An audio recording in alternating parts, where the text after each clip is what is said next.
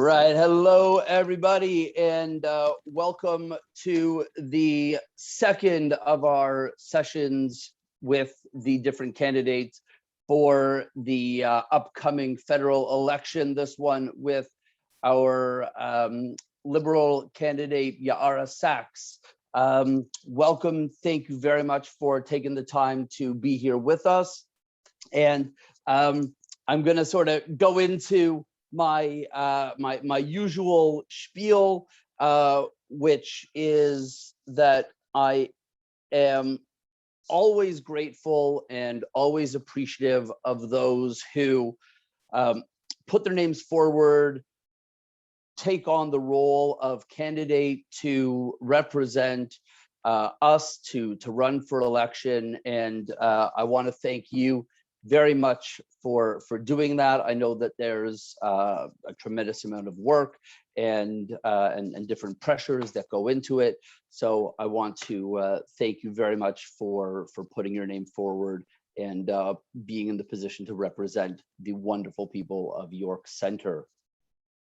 Thank you so much, Michael. It's great to be here, and it's the second time we are here. We did this during the by-election as well, so I'm thrilled to be back. You found the link? The link for Hello, Eric and Gloria. How are you? Okay, how are you? We are doing all right. Thank you very much for joining us. So we're going to sort of get right into it. And just for those who haven't been to one of these before, we have a list of questions that were drawn up by people from the community. They posted them in a Facebook group, and I compiled them, and everybody was able to see the file that had the questions. And those questions are being asked of all of the candidates when they participate in this forum. There's no changing of words or anything like that. And we are recording the responses so that those who are here now can hear it. And it is then posted to different Facebook groups so that they can then, so that other people who weren't able to attend are able to still have access to the answers and the session. So that is how we run things. And Yara, I just wanted to know if there's any words that you would like to start with by way of introduction to yourself before we jump into the questions. So I'll make it quick, just because this is really about the questions that the community has and less about me. So I've been honored to be serving York Center since October 26, 2020. And it's been a pleasure in this weird COVID world that we're in right now. It's actually been a pleasure and exciting time to be engaging with the community virtually. And what's nice about this election is during the pandemic, it was all, or during the earlier days of the pandemic, because we are still in a pandemic, we only had Zoom. And since the vaccine rollout has allowed so many of us in our community to be vaccinated and to be safer in the world, of course, with masks, nevertheless, we've been able to be out on doors this time and really talk to people, to be out in parks with people. So while I'm thrilled for this platform on Zoom that's recorded and can be shared over and over, I'm excited to be out in the community more and meeting people one-on-one at the doors and in public spaces. And I just hope everyone is safe and well and healthy. Right, excellent. So question number one is, why are you running to be the MP for York Center? Always a great question to start with. So as you know, I'm the incumbent, having been elected in October of last year. And truthfully, York Center is my home. I live here in the manor. My children are being educated here in the manor as well. I've owned a business in the riding. I was the director of a mental health charity in the adjacent riding, but still part of North York. And this is where my mom and my stepdad live. This is my community. And I love the idea that local representation matters. It's an important principle and value to me, and that for the first time, I think ever, I think there might have been an MP way back when who was also local. It's the first time in a long time that we've had local representation for York Centre, and the first time that there's been a woman representing the riding as well. And I really hope to continue. We've done a tremendous amount of work to start, and I hope I earn the vote and to continue this amazing journey that we're on as a community with me representing you in Ottawa. Excellent. Jumping on to question number 2. Do you support a mandatory vaccination programs that are being brought in by governments for their employees and for other workplaces? So unreservedly, yes. I do support vaccine mandates. All of the COVID vaccines have gone through very rigorous research and data review by Health Canada and have been proven safe. And we also know they're proven to be incredibly effective right now in terms of not only saving lives, but preventing those who may be exposed to the virus from having significant life-threatening symptoms. And I really think of this as, you know, York Centre is my community. And I, as a single mom, I live by the adage that it takes a village. And what it means to take a village in raising our children and supporting our communities means that we're responsible of protecting one another and protecting the vulnerable members of our community. And we do that with many layers of protocols of safety. It's not just about masks, it's not just about gloves, it's not just about social distancing, it's about vaccines. And there are those among us who, for medical reasons, or for children under 12 right now who cannot be vaccinated, and they're not, or others who are not yet eligible for vaccines for a myriad of reasons, and we need to protect them. And that's why I'm quite comfortable in supporting a mandatory vaccine program, and we're well on our way to having our herd immunity. Over 75% of those in Ontario over the age of 12 are fully vaccinated, not just single shots, fully vaccinated.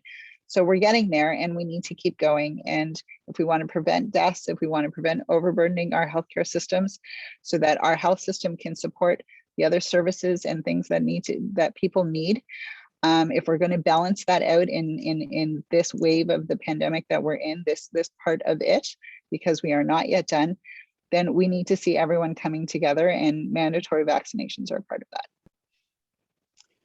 In workplace, and certainly in workplaces and public spaces where we have teachers, let me clarify, public service employees and so on. I understand there's a charter and all of those pieces to the puzzle, but if you are working with the public and interacting with the public, as many of us do, I do, on a day-to-day basis, then in keeping me safe and you safe, that's part of the protocol.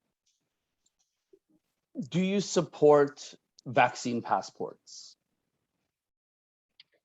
So yes, the truth is that we've had forms of vaccine passports all along. I don't know if you still have your little yellow card for your vaccines way back when. I still have mine. I used mine when I moved back and forth between Israel and Canada as a child and as an adult as well, and for my children. So we've already had a form of vaccine passports in existence over decades in terms of conveying health information for individuals as they travel between countries. How fortunate are we to live in a world where people do move between borders and do move between communities, and we want to keep one another safe. So having some form of an official standardized record for ourselves and when we travel and when we're out in communities in the world it's up to the provinces of how it'll be issued. But you know, on the federal level, in terms of how we travel abroad and internationally as well, there needs to be some kind of standardized form of communicating who is vaccinated and who is not, in order so that other countries, you know, even in tracking variants as we go through this process, it's an essential part of the process to know who has taken on those layers of protection for themselves and the places that they travel to. So on the provincial level, I understand it's a provincial matter of how they standardize it and convey that information. But I like I said, we all have those little yellow cards that we've had for years. This is not something that is unusual to our general health practices and protocols of maintaining public health and public safety standards. What about lockdowns? Do you support lockdowns? So the decision to have lockdowns is not a federal decision. It is up to our provincial counterparts to make those decisions with their public health experts and their COVID medical panels of how we go forward. I do advocate for communities and provinces taking preventative measures and conveying those clearly to the public. But we all want to avoid the worst case scenarios of outbreaks and spread. And this is really a provincial matter of deciding when those lockdowns and restrictions come into place. And as we move through phases coming out of lockdowns, of the pace by which we do it and the protocols that remain to keep one another safe. Okay, thank you. Mental health has been a huge issue for everyone during the pandemic. It was an issue before the pandemic and will be an issue after the pandemic. How do you and your party think about and address the variety of mental illness issues at play in our country? So, it's interesting. In 2015, when the government first came in, mental health was a huge part of the platform then. So I agree with you. Mental health is a big part of the conversation. I myself am a mental health advocate. I come from the mental health sector, and making sure that there's mental health literacy and access to resources is a key priority that I decided to run on in coming into this. But in 2015, when this government came in, it made mental health a priority. And in 2017, it began the process of signing agreements with a $5 billion commitment over 10 years to improve mental health services from coast to coast to coast. So this is not something new. As most of the health service delivery in this country, it is mandated, it is executed by the provinces and through the transfers. So we always have to work in partnership with the provinces to ensure that the health priorities are being delivered. That being said, though, we've made it a priority. So what does that look like now? What does that look like since I've stepped into office in October 2020? Is that I myself was part of it. I actually co-chair the All-Party Mental Health Caucus, which means that parliamentarians from across parties meet and work together to decide priorities that we want to advocate for with the government and in the Senate in terms of best serving Canadians on mental health. And one of the things we advocated strongly for, and that came out in the budget for the 2021-2022 budget, was setting national standards for mental health service delivery. So we know that most of the service, a large part of mental health service delivery doesn't happen in the medical hospital setting. It happens through community-based services, local organizations. Some of them get partial funding through their provincial counterparts, but some of them don't. But nevertheless, they are delivering services and standardized. What we were talking about earlier, mental health literacy, the standardized levels of care that Canadians should be able to receive in Nova Scotia in relation to BC means that from the federal level, we can oversee that. We've put $45 million on the table to make sure that nationalized standards are there. Also, a lot of us are online now and using apps and digital platforms for mental health care. We need to ensure that those are safe and that they're delivered well, and that the individuals using those services are protected as they go through the process. We put $1 billion into the budget on mental health care because we don't look at mental health only in terms of DSM-4 and DSM-5 diagnoses of mental illness. Mental health is a compendium of who a person is. It has to do with their socioeconomic stability. It has to do with whether they have a safe roof over their head. It has to do with food insecurity. It has to do with a lot of different aspects of, are their lives healthy, safe, and well? Because if we don't have that basis of security of our basic needs met, then our mental health is at jeopardy, which can lead to mental illness. So that is why when we look at mental health as government, we look at housing strategies and homelessness.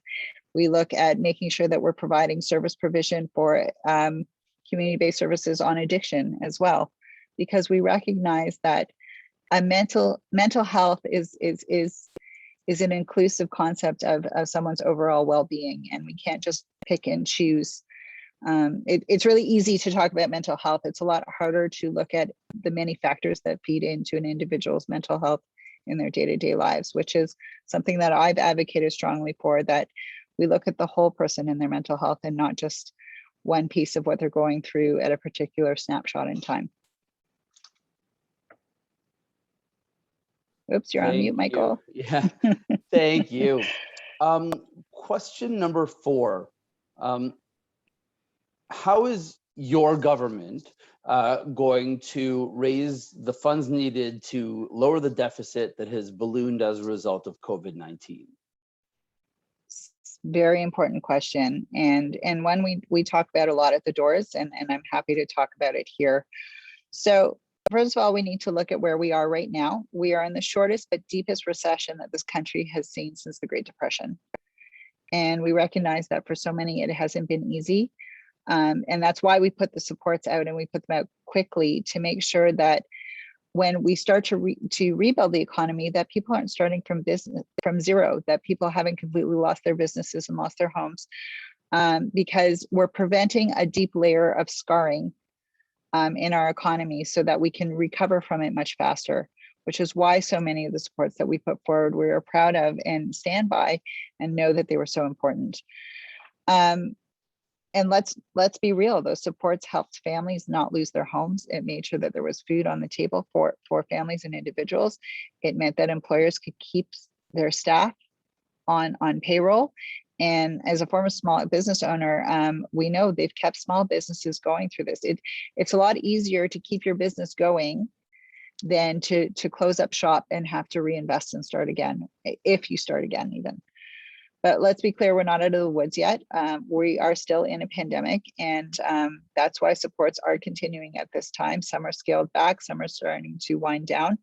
But we have to understand why we were investing and what caused the state of the economy that we're in. It was an instant record decline of economic activity at the beginning of the pandemic last year, but we're starting to see a slow emergence. And we also rely on experts to guide us in our fiscal spending and the investments that we're making. And the Parliamentary Budget Officer, who's nonpartisan, has done some great predictions, and they're all public. Our Parliamentary Budget Officer said that the economic growth rebound that we'll see will probably be sharp in the third and fourth quarters of this year. So we're heading into the third and fourth quarters now.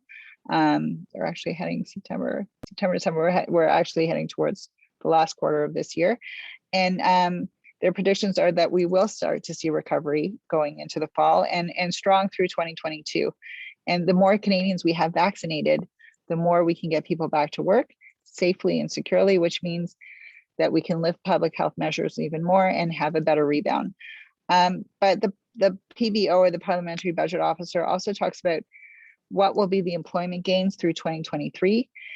There's an expectation that the rate of decline of employment will fall sharply through 2023, and that we expect to reach pre-pandemic levels of around 5.7% somewhere into the new year. But this is all based on economic activity. If we don't fire up the economy, if we don't get people back to work, which means that they are vaccinated and that there's a solid foundation of economic supports for businesses to bring workers back, then we won't get out of this. So we need to invest to make sure that the economy bounces back. And that is the cycle of growth that we're looking at with this. And in terms of the deficit itself, the Parliamentary Budget Officer had much to say about the pace of economic recovery and debt repayment. And their projections are quite confident that the deficit ratios, where we get back to where we need to be, will be by 2025, with about 24.6 billion being left at that point, which is well in line with GDP standards. For those of you who are economic, frozen. I'm frozen. Am I unfrozen now? Now you're unfrozen. Yes, no, you're unfrozen now. All right, so let's backtrack a moment. So let's talk about that. We have to service our debt. So servicing our debt means that we've borrowed money at certain interest rates, and I've been asked at the door as well, what if the interest rates rise? And the projection is that there will only be a modest rise in interest rates over the coming years, which allows us to really repay. But lots of businesses borrow money cheaply, and when we invest, lots of governments borrow money cheaply in order to invest in communities and societies, and that's exactly what we've done. And the projections are that the deficit will be sitting at a manageable rate between 2025 to 2026 at 0.8% of GDP, which is well within the norm. So we're already heading into, we're at the tail end of 2021. So for the investments, this is not decades of our grandchildren paying off this debt forever. We're talking of a turnover rate of between 3 to 4 years. So big investments to prevent scarring. In my opinion, that kind of debt deficit load is certainly manageable, and we've seen it, and the numbers show it. Okay. There is a shortage of workers as well as high unemployment. What will you do to get York Centre residents back to work? So first and foremost, the clawbacks have started on programs like the CRB. We're doing it gradually at pace with the level of vaccination and people being eligible and able to work. And we also instituted a number of measures for businesses to be able to hire people back. So the Canada Recovery Hiring Program is a perfect example of that. But while we're doing that, at the same time, we're also making sure that businesses have the supports they need through March 2022, so that it isn't a sort of a shock and awe situation where the faucet is suddenly turned off and the pandemic's not over and people aren't ready. We're doing the careful balance to making sure that workers feel safe to go back to work with the public health measures and vaccination rates that are in place, and making sure that businesses have the tools and resources they need to keep their workplaces safe for employees, and also to give them the tools and resources to be able to hire people back. So that is the balance. That's the stage we're aiming for and moving into right now. And as the clawbacks of the progressive clawbacks or CRB are already in play to make sure that we don't disincentivize paid work. At the same time, we know restrictions, you asked me about lockdowns, they're provincially mandated. So us putting the resources and tools in place to fire up the economy are there. And the provinces, I welcome them to work alongside us to make sure that employees are getting back to their workplaces as quickly as possible and as safely as possible. Okay, thank you. Question number 6, the prices of everything are rising faster than wages are, which makes it difficult for many to afford what they want and or need.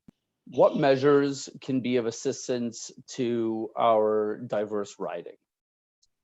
So you hit the nail on the head. York Centre is a very diverse riding in terms of levels of income, in terms of ethnic backgrounds, in terms of immigration, and so many. We're actually one of the most diverse ridings in Canada, and certainly one of the most in the GTA. So we've all noticed it. I've noticed it, whether it's groceries for my kids and me, gas, and we've seen how housing has continued to increase over this time, and it impacts our most vulnerable. There's no question about that. But in the short term, most of our inflation costs have been at this time, like I hear at the doors about lumber. People building decks this summer have cost them a lot more. A lot of that has to do with the basket of goods that we're using right now with supply chain issues and surge of demand. So we went through a period from last year in lockdown where nobody was buying anything unless you could get it online, to getting out in the world, and it's like, I want to do that deck and I want to renovate my house and I want to, this pace now of catch up. So this is where we're seeing this sudden increase of inflation, which has to do with the economic reopening happening and not at pace with the supply chain. So what we need to do is increase productivity. We need to get more workers back onto the workroom floors. We need to get more people back working in supply chain so that we can ensure. So once inflation is in part in demand and supply. So if we are able to produce and bring our economy up at full tilt, then we will see inflation rise at normal rates where it should be in relation to wage earners. But that requires us to keep the economy stable and growing. Okay, thank you. Moving on to, sorry, yeah. go ahead. But I just to add back to that point, two things. So one, recognizing that was why we put out the CCB there. So there were families who needed it, got extra CCB allocations, especially families with younger children, and as well as increases to the OAS pensions, because those are pegged to inflation, both CCB and OAS. So we're making sure that we're trying to address the sudden influxes of inflation with our most vulnerable. That's why the GST credit's available as well.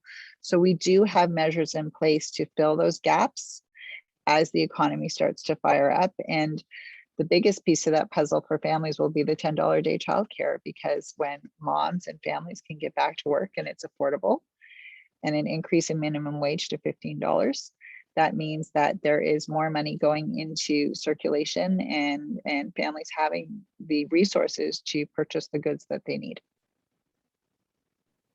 Okay, thank you. Moving on to question number 7. Do we have the infrastructure and resources to take on more refugees? So I'm thrilled to say that as of today, I actually had a call earlier today with Minister Marco Mendicino, who is exhausted, as are many of our other ministers, and certainly our Canadian Armed Forces, who so swiftly evacuated 3,700 today from Afghanistan. So the short answer to your question, can we take them on in terms of our infrastructure? Yes, we can. Just like we saw the resettlement of Syrian refugees after 2015. That's something I'm proud as a Canadian, is that we open our doors to newcomers, we give them safe harbor, and we're unique in Canada in that we have both government sponsored and private sponsored systems to bring in sponsored refugees, and it really does work, because as I said earlier, it takes a village. And that combination of private sponsorship of refugees, I don't know if you remember, during the influx of Syrian refugees, you had entire communities coming together to sponsor families. I'm an Arabic speaker, and I remember working with Jewish community members who were sponsoring families who needed some introduction in language and culture from that part of the world to welcome in families. And this is what we do best as Canadians, and I'm proud to see us doing it again. We have a wealth of resources and services here in Canada, including JIAS, the Jewish Immigration Aid Service program, which is here right in York Centre. They're based in their activities, and they don't just help Jewish immigrants, they help immigrants from all over the world and refugees from all over the world. We do this well as Canadians, and our community-led approach and how we've done it over the decades with communities that have been in crisis is really a hallmark of both our foreign policy, but also our diversity and inclusivity. And we've done it before, and we're doing it again. Great, thank you. Thousands of Canadians are homeless, don't have clean drinking water or access to food. These are massive issues.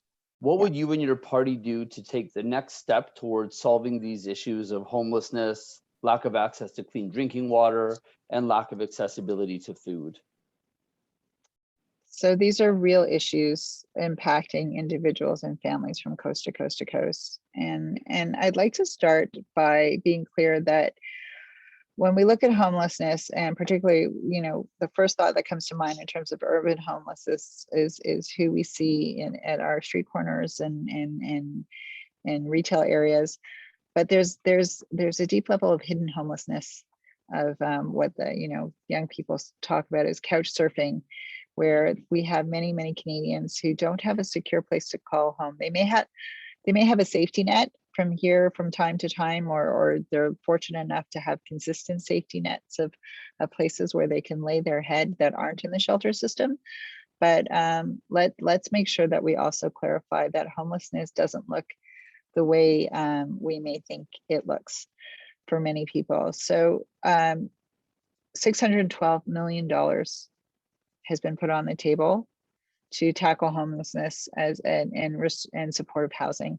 And that's part of our bigger picture of $71 billion over 10 years to look at housing across this country in terms of building new homes, building supportive housing, repairing homes, and making sure that these are in community settings that create not just affordability for an individual. It's one, if someone is struggling with mental health issues and unemployment and food insecurity, to just make sure that they have a home when you get them out of the shelter system isn't enough. There needs to be, and this goes back to our chat earlier, or our question earlier about the mental health pieces of that. When you look at the whole person, it's about a roof over their head. It's about food insecurity and making sure that they do have adequate food and enough of it, that they have the skills to deal with both not only their emotional life, but also with their employment choices and opportunities that they need. And we need to create a whole picture. So when we talk about chronic homelessness, we also have to talk about mental health. We have to talk about all of the interventions that people need, whether it's retraining for employment, whether it is community mental health services, whether it is a roof over their head. We have to look at the whole picture. So that's how I approach homelessness, is from the bigger picture. And that's how the government has looked at it also. When you look at the budget, when it talks about mental health, it also talks about housing. Okay, thank you. In our writing, there is a significant degree of concern about the high cost of rent and the inability to purchase a home. What is your and your party's plan for addressing the lack of affordable housing for many individuals? So we made a housing announcement this week because we have a clear understanding that homes in Canada should be for the people who live here and not for foreign buyer speculators who are land banking or looking at opportunities to invest here, which is why we are proposing to ban foreign ownership purchases over the next 2 years to ensure Canadians have accessibility. So access is nice, but it's not enough. And that's why we want to make sure that as we roll out our housing plan, is that we want to make sure, one, that we're creating more stock in the marketplace, because it goes back to what we talked about before, supply and demand. If there aren't enough homes to buy, then the market will become more competitive. That's why we're proposing ourselves to put in 1.4 million homes over the next 4 years, and also giving tools, the resources to speed up housing construction, to unlock some of the barriers, to make sure that they don't lose opportunities for funding to create more homes.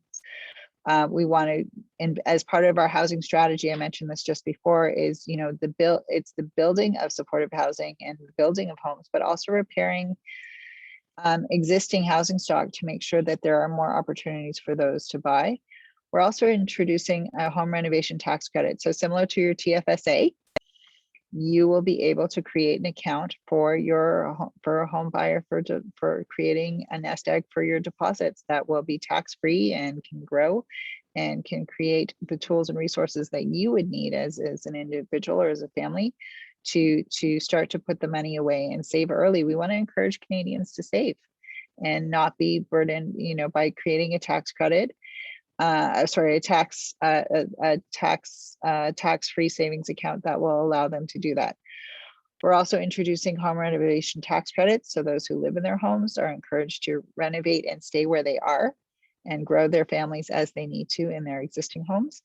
And finally, we want to look at rent to own measures that we can encourage Canadians and developers to partner with and work on, so that that's the biggest part of paying rent. When you paying rent versus paying a mortgage, that's the constant cycle of the debate of how do I get into the market so that what I'm paying every month is going towards something I own and not towards throwing it away on rent. So creating rent to own models. I'm personally a fan of cooperative housing as well, and what those look like, so that Canadians have more choice in terms of where they choose to rest their head and how they invest in themselves and their households for longer term investment and security. Okay, thank you. Moving on to question number 10, thinking about our riding, the people, the businesses, and the geography, what do you see as some York Centre initiatives that can play a role in combating climate change? Such a great question. So those who don't know, I sat on Environment Committee, working on legislation, including C12 and the net zero for 2050. And that was a conscious choice on my part when I put my requests in for which committees I wanted to sit on. Environment was at the top of my list. I'm a mom of 2 daughters, and I myself get climate anxiety of seeing the heats, the extreme heat and flooding that we're seeing constantly, in the fires going on. I went to visit family earlier this summer out in British Columbia, just briefly when we were able to, and we were surrounded by fires. And it's a part of the country that I've been going to my whole life. And to see fire season starting earlier and earlier and earlier is just such a frightening barometer of where we're at in terms of climate change. But here in York Center, there's much that we're doing about the environment, and people don't even know it. So the Unison Hub on Finch is a wonderful place of environmental education and activity, including their urban gardens. Downsview Park itself is a wonderful green space that is really dedicated to bringing native plants and ecosystems back to life in that area, to address climate change and also to help mitigate some of the flooding and water management that we see. And even in our own homes, I say this often in Environment Committee, and I'll say it here too, we're creatures of habit. If we don't have the legislation in place to help us change how we use things and what we consume, then we will just keep doing it. We will keep buying plastic water bottles. We will keep using single-use plastics for takeout until someone says, or legislation says, that we can't. And that's exactly what we're doing on those fronts of habit. But we can also do it in terms of our own consumption in our homes. That's why we have home renovation tax credits and green tax credits, so that people are encouraged to make those investments of upgrading their windows and upgrading their heating systems and using more fuel efficient modes of, we are a 4-season country. We use AC, we use heat, we need to, but there are certainly measures that we can take in how we protect ourselves and our homes from climate that can be energy efficient and environmentally friendly, and also lower your utility bills. So these are all tax credit incentives that we're putting in place. So it's not just the big picture legislation on GHG emissions, but it's also about how we use and protect our homes and make sure that they are safe and greener places that we live in. And if you've ever been to the urban farms down at Downsview Park, go see it, because that is a great example of how we use our environmental savvy and eco sense to create green spaces that also feed and nourish us in the community. Okay, cool. Thank you. Staying with the environment and land use, how will you support the preservation of agricultural land for agricultural purposes?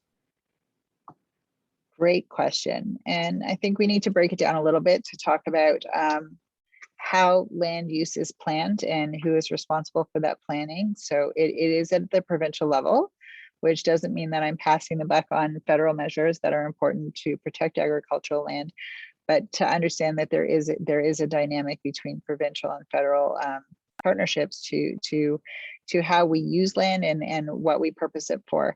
So one of the ways we do that at the federal level is through environmental assessments, where we look at the potential of vulnerable ecosystems being disturbed, species that may be put at risk, and how we balance that out in terms of protecting lands, but also providing agricultural land use.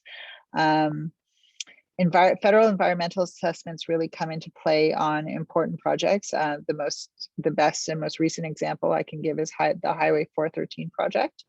That environmental assessment is being done federally now to assess if it makes sense and what kind of potential harm it may cause with the construction of that roadway.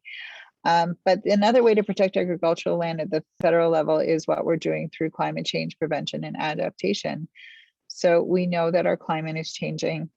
It should be a priority for us in terms of with climate changing that impacts our growing seasons, it impacts soil health, it impacts irrigation. So if we're tackling climate change, it means that we're creating greater stability for agricultural production and land use, so that it isn't impacted by extreme weather and flooding or droughts or excessive heat or early frosts. We have that responsibility of stabilizing climate change so that our farmers can really rely on their growing seasons in a more efficient and stable way. And again, as I just mentioned, if you want to see it at work, folks here in York Center, go to Downsview Park. There is so much happening. The existing urban farms that are there, and as well Fresh City Farms is building a whole new agricultural facility in cooperation with CLC at another part of the park. So acres and acres of green space at Downsview Park are going to marry preserving the ecosystem, but also agricultural land use in our urban center, which is something people don't really know, that you can grow close to home. Excellent, thank you. Jumping to a different topic. What is the Liberal platform or ideas with respect to a national autism strategy?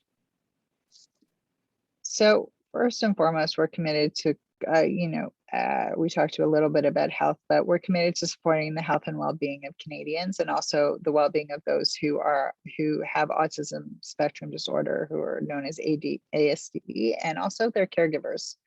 So we actually have a group here in the riding that met with me not that long ago of parents of children and young adults with ASD talking to me, because we have committed through our own national autism strategy to be working collaboratively with the provinces and territories, families, individuals, and medical experts to make sure that we have a broad and inclusive engagement with all of these different stakeholders to develop a strategy that really responds to the needs of the autism community. We know we have to do it, and we have been engaging in it. So we're fortunate that the Canadian Academy of Health Sciences is leading the way on this process, so that they are a neutral and independent not-for-profit body that is leading the way and guiding us as a government of how to develop the final report for this strategy. And the consultations are at every level, like I mentioned, with families, with community organizations, because we want a broad range of stakeholders involved in these conversations. Because when we look at it, from the first layer, you think, well, healthcare services are provincial purview, but the National Autism Strategy is thinking bigger than that, just like we're thinking bigger on mental health, because we know that families need a myriad of supports when it comes to having a child or young adult in the family on ASD spectrum. And it includes online resources. It means that they need to have access to local programming and really access not a program that's halfway across the city, but close by. Employment opportunities. Those with ASD should really be an integrated, inclusive part of our communities, and that includes working and being employed in our communities, just like everybody else. There's no reason not. But we at the federal level need to create that inventory of supports of all of those different pieces to the puzzle, both for the individuals themselves and for their caregivers. So the Autism Spectrum Disorder Strategic Fund is providing $9.1 million for community-based projects across Canada for those who have ASD, and also for their families and caregivers, so that we're looking again at a whole family approach and a holistic approach to these individuals who have ASD. And through this fund, we're looking at, as I mentioned before, we talked about employment, but we want to look at someone across the spectrum of their life. I often say Budget 2021 is really about looking at Canadians across the spectrum of their life. We don't want to look at someone only when they are a young person or as a senior, but the different stages of life that they go through, and what supports can we as a federal government ensure are in place so that they get the best step forward in advancing themselves and what they aspire to achieve, whether it's from a career or in their own personal growth. So we want to look at the transitions that those with ASD have transitioning from youth to adults is one key area, and also adult to senior. Those seem to be the most vulnerable pieces. And also pursuing innovative and community-based program models. So really speaking to families, speaking to caregivers, speaking to the individuals, what drives them, what programs do they need, and making sure that when we get this information, that it's an integrative approach that looks at both health and social and educational pieces to make sure that those with ASD have all the tools that they want and need to be successful. Hey, thank you. We talked a little bit about Afghanistan earlier. Yeah. And just going to come back to that part of the world. With the resurgence of the Taliban, the question of the recognition of legitimate governments has become an issue. Do you think Canada should recognize the Taliban as the government and work with them on foreign affairs matters? So let me be clear to start that the Taliban are a terrorist group and are recognized as such in Canada. They use violence and fear to enforce their agenda and their values on a population. The misogyny and intolerance for minorities under the Taliban is abhorrent. And let's also be clear that the Taliban are the ones that are inflicting pain on Afghanis.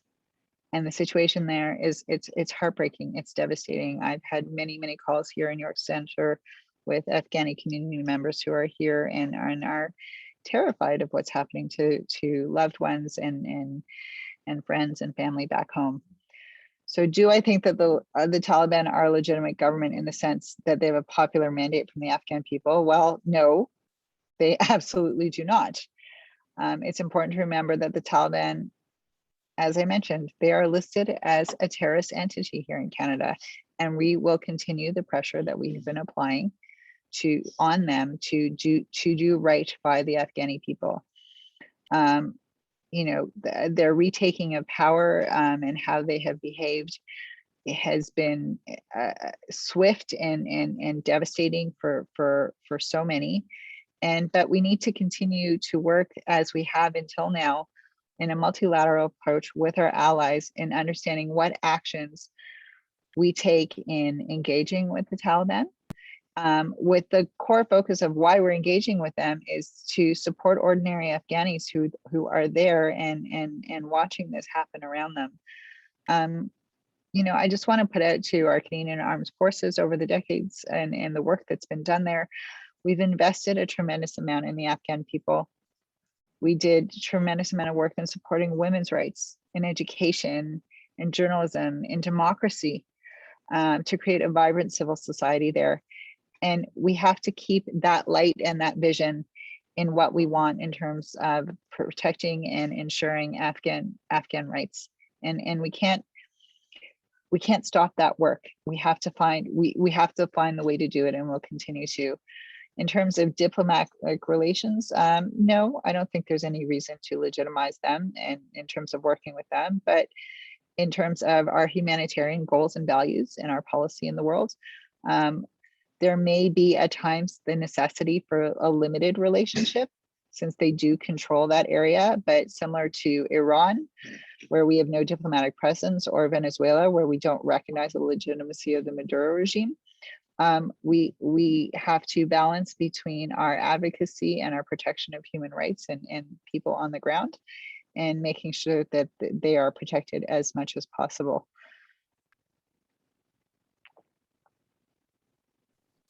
Thank you. Bringing it to the more local, and to sort of finish off or get towards the ending of the questions. How will you engage with the constituents in the riding? So my entry into this role in October of last year was odd because it was a by-election during the pandemic, and our engagement physically in terms of meeting with people, in terms of having those face-to-face conversations was extremely limited. And once I took office, we're even more limited. We were limited to Zoom town halls and discussions and roundtables. And safety will come first. But at the same time, during these 8 months that I've been in the role of the honor of serving as MP, I've listened a lot. We've had numerous meetings of me really listening and learning and talking to constituents, talking to my neighbors, connecting with community groups just like this one to really learn about the community as best we could in the social distanced and Zoom world that we've been in. But one of the key points that when I took on the role of MP was that I said to my team, I want to make sure that I'm having calls with constituents and calls with the community every week. Even the difference of having a hybrid house meant that everything is on Zoom, so we could plan more time, that it wasn't just focused on constituent weeks. And it really allowed me to hear from constituents, to hear different perspectives from across the board, even have hard conversations on things that folks disagree on, but making sure that all their voices were heard. We've had, even through Bathurst Manor Group, we had discussions about C10. We've had discussions about the Uyghur situation. We've had discussion on the water advisories of what's gone on in terms of First Nations. We've had discussions about what's happened over the last few months of the uncovering of multiple graves and the heartbreak that's gone on for our First Nations communities. So we've been able to have those chats and those hard conversations on Zoom. And what I'm looking forward to now is, the little that we can in a safe way to continue those conversations in person. I'm not a fan of social media in the sense of it's a great platform to provide information, but I really, really value the personal conversations in the phone call. We have a pretty rigid policy that if a constituent has a question, that we refer them to the constituency office. And the reason for that is that I really want to give constituents the time that they deserve to talk to me. And social media is not a place to discuss policy. It's really a place where people very publicly share their views, and that's great, but it's not where the government holds its record to account. And I want to make sure that every constituent that reaches out to me is addressed properly and respectfully, and that they get the right amount, not the right airtime with me, which is one-on-one and not through Twitter. Twitter is not where real conversations happen. Twitter is a place of, unfortunately, where people share very aggressive and sometimes very personal views, and that's great. But it's really not where the learning happens. The learning happens with listening, and that happens in calls and in Zoom calls like this, in conversations. Okay, thank you. And finally, would you be willing to speak out or go against the messaging and the position of your party if and when the constituents of the riding make it clear that they don't agree with your party's position? So that's a great question. First and foremost, I'm elected to be a strong voice of the constituents of York Centre, and to make sure that they have time with me to express their views and tell me what they're feeling and what they're seeing and what they're experiencing and what their values are. And that's my first priority, is to be an advocate for the community. Advocating for the community, I always say sometimes the most effective conversations that are the ones that happen on sidebar. We see that in many times in life, that we take the heat out of it by going off to the side and having a one-on-one. And the same is true in the halls of Parliament. It's been a little bit different on Zoom, but even with C10, the community was very vocal with me on their concerns with C10. And I took a lot of time with colleagues like Marcy Ian and Anthony Housefather, who sit on Culture and Heritage Committee, to really ask them the hard questions. Like, how are we addressing these concerns? And I took a lot of time with constituents who reached out to me through various channels and encouraged them to reach out to the office. And we had quite a number of calls about those kinds of things. And that's how I will always work. I will always take the time. We had members of the airsoft community here who are vendors and those who use airsoft guns in controlled environments. I'm really concerned about that legislation, and we had a lot of conversations. We had a lot of chats. They actually initially weren't even mobilized to give recommendations to me to discuss with the public safety minister, and I encouraged them to. I said, why don't you come back to me when you have your recommendations, and let's have a second call or even a third call. And we did.